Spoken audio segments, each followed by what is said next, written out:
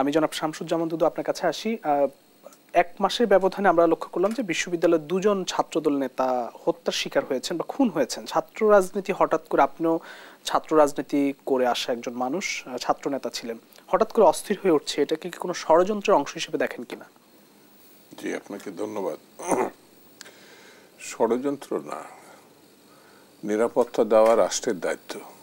আর রাষ্ট্র পরিচালনায় যারা থাকে সাধারণত এটা আগের থেকেই তাদের টের পাওয়ার কথা যে কোনো জায়গায় কিছু ঘুরতে যাচ্ছে কিনা, কারণ তাদের এ তথ্য দিবে সরকারি যেসব গোয়েন্দা সংস্থা আছে বা পরিস্থিতি অনুধাবন করে তারা পূর্ব অনুমান করে এটা সরকারের দৃষ্টিতে নিয়ে আসে। সাধারণত এই আনার পরেও যদি খুন হয় বা হত্যাকাণ্ডের শিকার হয় কোনো বিশেষ ছাত্র সংগঠনের, তাহলে এটা দুঃখজনক, মর্মান্তিক এবং সরকারের এক ধরনের ব্যর্থতা।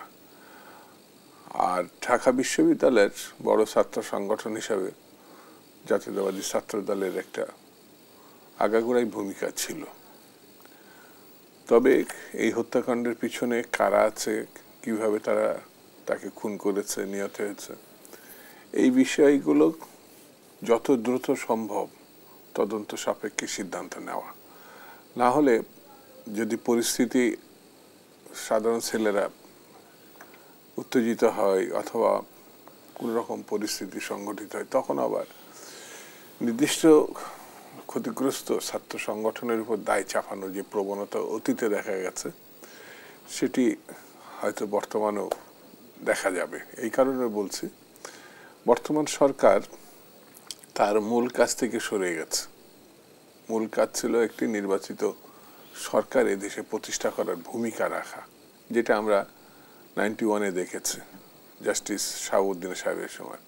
কিন্তু এখন যত দিন গড়াচ্ছে নির্বাচন ততই আড়ালে চলে যাচ্ছে বলে আমার কাছে ধারণা। সেই কারণে যে আলটিমেটাম দেখলাম জাতীয়তাবাদী ছাত্র দলের নেতা কর্মীরা দিয়েছে, ওর মধ্যেই সরকার এবং বিশ্ববিদ্যালয় প্রশাসন তারা সতর্কতার সঙ্গে তদন্ত সাপেক্ষে সিদ্ধান্ত না নিতে পারলে পরিস্থিতি যদি খারাপের দিকে এগোয় তাহলে দায়ভার তাদেরকে বহন করতে হবে।